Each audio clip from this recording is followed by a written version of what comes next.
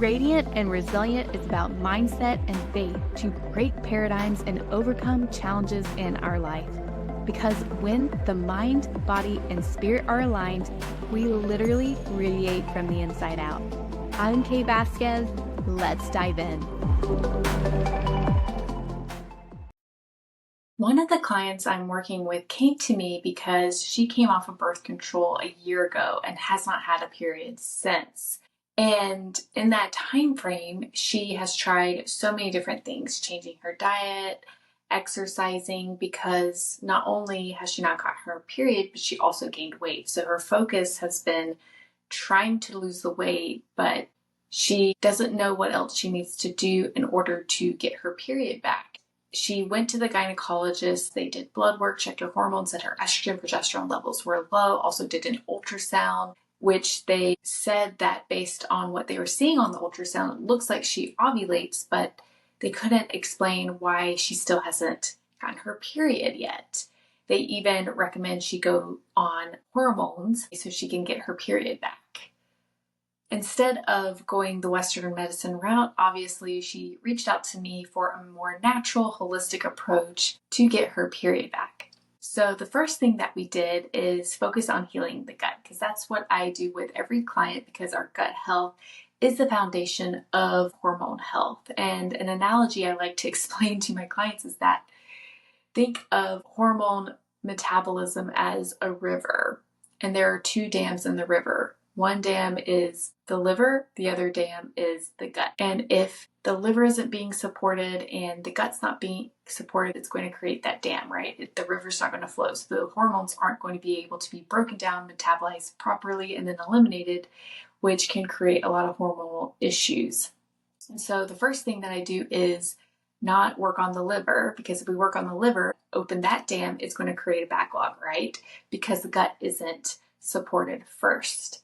So what I do with all my clients, especially if there's hormonal issues, but even if there's not, we work on the gut. We want to support the gut first. So that's what we did. We worked on healing her gut because she also was experiencing gut issues. She had some bloating.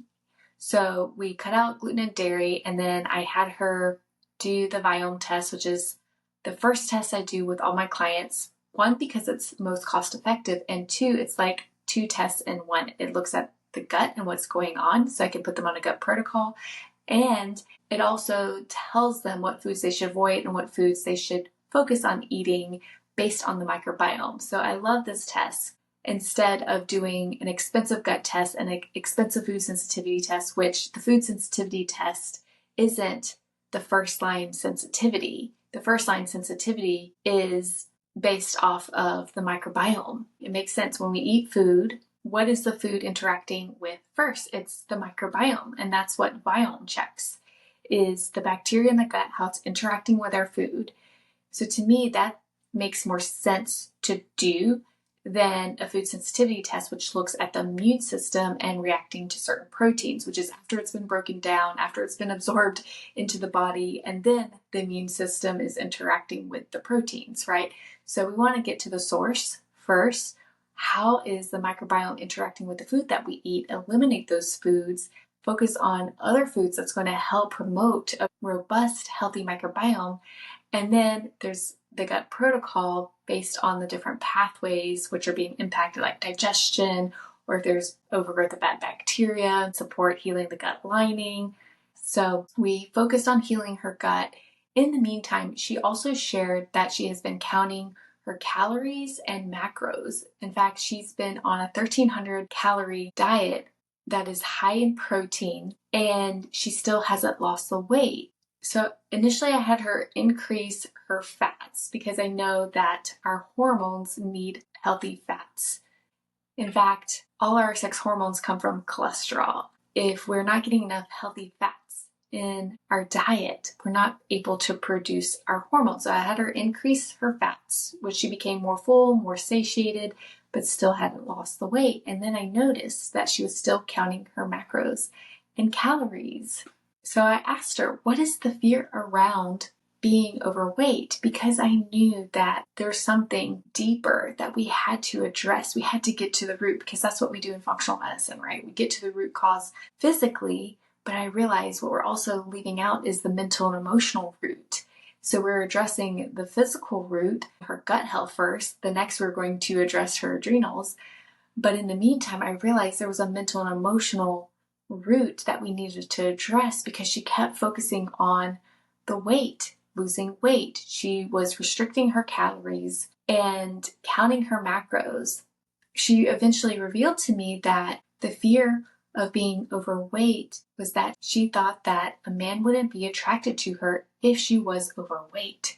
So there we go. There was the mental root of it. And the emotional was fear, right? The emotional root is fear. The mental root is the belief that if I am overweight, I will not attract a man, which if we go even deeper, the deeper belief is I won't be loved, or I won't be accepted, or I won't be good enough. I won't be worthy. That's an even deeper belief. So I'm so grateful that we addressed it, because at the beginning of our time working together, I had her set the intention to focus on being healthy, more energized, but instead of focusing on that, she kept falling back and focusing on losing the weight. And that's a pattern that kept popping up in her life. And then she later revealed there was something that drove that pattern even more. And that was because her mother had been overweight her entire life. And she saw her mother struggle with her weight to the point that it was affecting her ability to walk. There's such a deeper mental and emotional root to the physical things that we're experiencing, because she was putting so much pressure on herself not to be overweight. In fact, it was backfiring. She ended up being overweight and had trouble losing the weight. And so I explained to her that when we restrict our calories, it puts our body into a state of survival, because the body doesn't know when it's going to get enough food, and it's putting our body into a state of survival. The body doesn't know when it's going to get its next meal. So anytime she eats, she's going to hold on to every bit, even if it's healthy, even if it's high in protein and healthy fat. And not only that, she also revealed to me that she was scared to eat carbohydrates because, again, society, the weight loss industry has instilled that if we eat too many carbs, we're going to gain weight. But the problem is that our hormones also need carbs in order to be produced. Progesterone needs carbs. It needs glucose, especially in the luteal phase when it is peaking. So when we restrict those calories and restrict those carbs, especially when we don't have a period, it can really negatively impact us. And now the body's going into survival mode and is holding on to everything that you eat, because it's being driven by all these fears and limiting beliefs, like carbs make me gain weight, and if I'm overweight, then I'm not going to be loved and accepted by a man because I saw my mom struggle growing up. So you can see how that starts to play out, and why it's so important that we address these deep-rooted beliefs and fears, because it's driving these unhealthy patterns and behavior, which is based on trying to control how we look, how we feel, which in turn controls our future and what we want in life, which is all rooted in fear. And when we are living in a state of fear, that is basically survival. We are in survival. It is activating our sympathetic nervous system. So not only is her gut being impacted, she is also stimulating her adrenals. Now, we haven't had a chance to look at her adrenals, to look at the cortisol levels throughout the day, but I kept stressing the importance of releasing the pressure of herself. Instead of focusing on counting calories and macros, just focus on how food makes her feel. In fact, I had her increase her calories because she also was exercising. She was doing strength training and walking on the treadmill, which can also create another stress in the body, especially if we are exercising too intensely, like high intense exercise. So I had her focus on low to moderate intense exercise, but listen to her body. If her energy levels are low, not to push herself, because not only that, she was getting 6 to 6.5 hours of sleep every night. There's another factor that's creating stress in her body. She's not getting enough quality sleep. She's focusing on counting calories and macros, which again is restricting the nutrients that she needs. She needs healthy fat. She needs carbs in order to produce the hormones in her body. But because she's more focused on losing the weight, it was actually keeping her from losing the weight.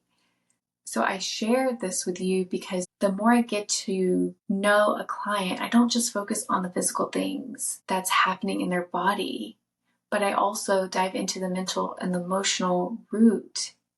Because until she shifts the beliefs, shifts her focus, stop focusing on losing the weight, because when we focus on losing weight, it's heavy, it's restrictive, it puts pressure on us, creates stress. And then if we're not sleeping, if we're not getting in the right nutrients, if we're not getting our body into that state of peace and calm, because if our body's in survival mode, it's focused on using a lot of energy and resources to keep us in survival. So it's producing more cortisol and less progesterone. It's taking away from progesterone.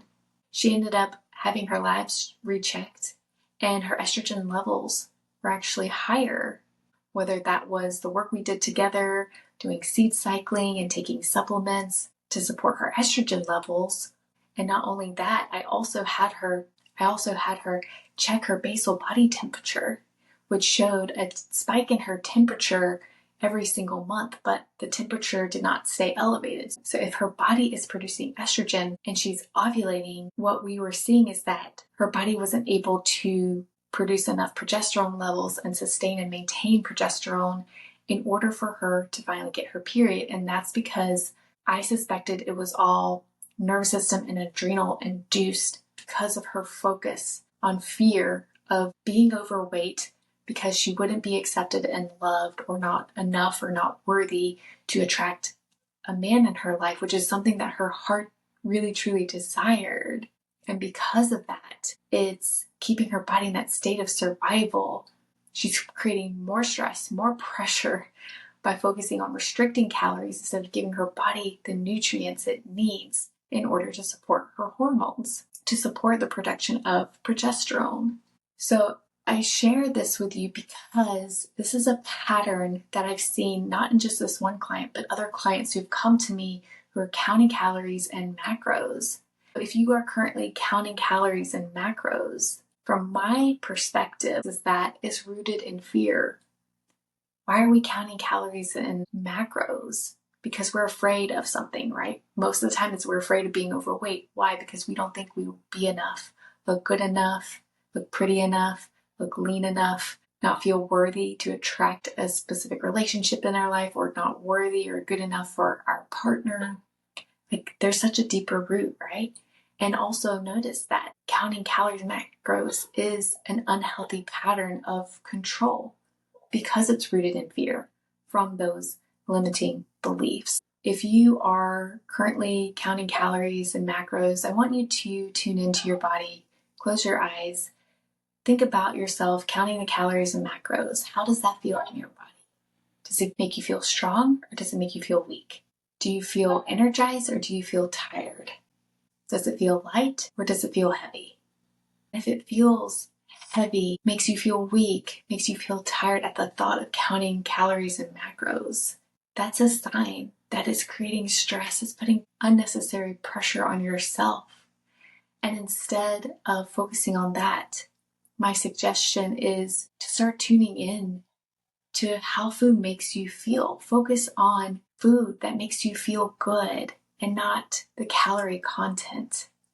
Because if you focus on eating whole, nutrient-dense foods, even if it's higher in carbs, higher in healthy fats, you're going to feel better in the long run. And not only that, we need to shift the beliefs.